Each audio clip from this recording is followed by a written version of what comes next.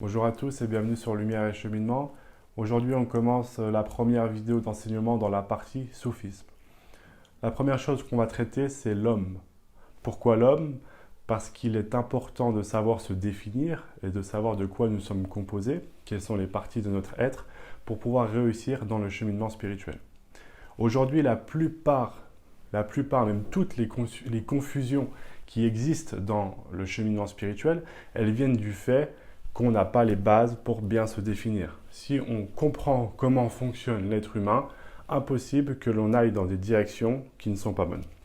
Donc, on va remettre les choses en place. Et on va donc essayer de définir qui est l'homme d'une manière très simple. Il y a d'autres éléments qu'on pourra rajouter après, mais au moins partir sur ces bases-là. Donc, premièrement, l'homme est un être avec un extérieur et un intérieur. La partie extérieure de l'homme, elle concerne aussi bien l'extérieur de son corps que l'intérieur, les organes, les os, le sang, etc. Donc la partie extérieure, c'est le corps dans sa globalité. La partie intérieure de l'homme, c'est son âme, l'âme que les soufis appellent la nefs. Cette âme, elle est aussi traduite par le ego, donc on peut dire que c'est une âme égotique, et le corps, eh ben, c'est le corps que nous avons tous. Ça, on l'a tous en commun, le corps et l'âme. Une troisième chose vient nous caractériser, c'est la vie que Dieu nous a prêtée. Cette vie, elle se caractérise dans l'homme par le mouvement. C'est le mouvement qui prouve que nous vivons, que ce soit le mouvement du corps, à l'intérieur et à l'extérieur, et le mouvement de l'âme. La différence qui existe entre nous, les hommes, c'est quel mouvement exerce notre corps et quel mouvement exerce notre âme égotique. Certains font travailler leur corps dans une direction ou dans une multitude de directions et d'autres se concentrent dans la bonne direction. C'est cette bonne direction dont nous allons parler aujourd'hui. Donc bien évidemment, c'est un schéma parce qu'on prend tous une multitude de directions, on fait tous plein de choses. On n'est pas que cheminant, mais toutes les choses qu'on peut faire sont réunies dans cette même direction. La direction du corps, eh ben, c'est son origine. La bonne direction du corps, c'est de retourner au corps originel. Le corps a été créé de la main de Dieu. De la main de Dieu, le corps humain a été créé, le corps de notre Père à tous, Seydina Adam, paix sur lui. Également, en ce corps qui a été créé de la main divine, a été insufflé un esprit qui vient de Dieu. C'est de cet esprit que vient l'âme égotique, la nefs. L'être humain est donc un être qui extérieurement et intérieurement, à l'origine, vient de Dieu. Son retour est donc à cette origine. Et quelle est l'origine du corps? Donc on ne va pas dire que le but c'est de faire devenir notre corps, de le remodeler pour qu'il ressemble à la première création faite par Dieu, mais c'est de donner à ce corps une occupation, des actes qui sont en rapport avec la raison pour laquelle il a été créé. La raison pour laquelle il a été créé.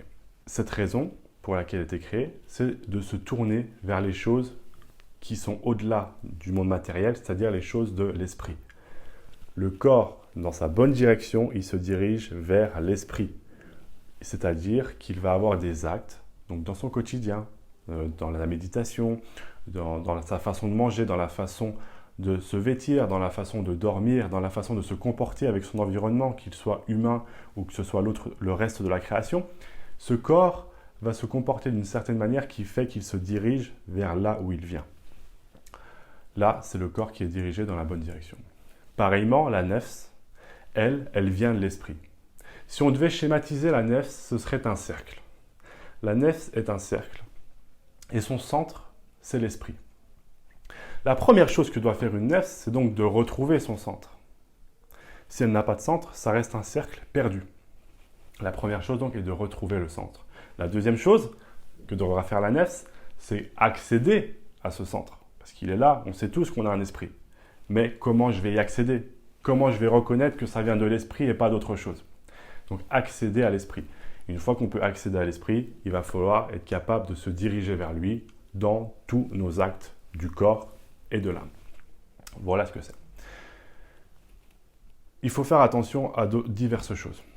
Tout mouvement de la nefs, on a dit la nefs est un cercle, tout mouvement de la nefs n'est pas une direction vers l'esprit. C'est-à-dire que la nefs peut bouger d'une manière circulaire ou d'une manière qui n'est pas dirigée vers l'esprit. C'est ce qu'on appelle les expériences spirituelles périphériques. On vit quelque chose de fort, on vit des émotions, on vit des états, on vit des choses qui semblent être du mouvement et du cheminement, mais c'est juste du mouvement circulaire égotique. Il y a quelque chose pour jauger, c'est d'équilibrer le mouvement. Le corps et l'âme doivent avancer main dans la main. Donc le corps est souvent en avance sur l'âme parce que c'est les actes du corps qui vont faire des efforts à l'âme. Mais quelqu'un par exemple, et il y en a beaucoup, ce n'est pas un jugement mais c'est un constat que les soufis font, ils sont au dernier degré de l'âme, donc le degré le plus bas qui soit, et au niveau des actes du corps, ils sont au plus haut degré. Enfin, peut-être pas au plus haut, mais ils sont très hauts. Ils font des bons actes en apparence. C'est en général les religieux qui s'appliquent à appliquer les commandements et à se restreindre au niveau des interdits. En apparence, ils sont très bien. Mais au niveau du cheminement spirituel, ils ne sont pas bien équilibrés. Il va falloir donc aller rechercher cette nefs et la ramener vers eux en la dirigeant. D'autres ont également des expériences spirituelles qui semblent élevées, et quels que soient leurs actes du corps. Certains ont des expériences spirituelles qui semblent élevées, et leurs actes du corps, vraiment, ils agissent n'importe comment, ils ne font rien de spécial, et pourtant, ils prétendent être spirituels. Là, il y a un déséquilibre. Ce déséquilibre, il vient du fait que, comme on dit, leur âme, elle vit quelque chose de circulaire, qui n'est pas centré, qui ne se dirige pas vers le centre. Là, ce n'est pas bon non plus. D'autres, et là c'est trompeur, ils ont des actes du corps qui sont bien, et ils ont des actes de l'âme qui sont bien aussi, qui semblent bien, qui vivent quelque chose intérieurement et ils agissent bien à l'extérieur. Mais si on voit leur connaissance de l'esprit, on va se rendre compte qu'elle est nulle. Pourquoi? Parce que leur âme n'a jamais bougé de son cercle. Elle est restée circulaire, elle ne s'est pas dirigée vers l'esprit. Donc voilà le mouvement. Le mouvement est très important car la direction que prend ce mouvement définit l'aboutissement dans le cheminement. On n'est pas là pour se juger, on est juste là pour se dire ce qu'on veut, c'est bien aboutir.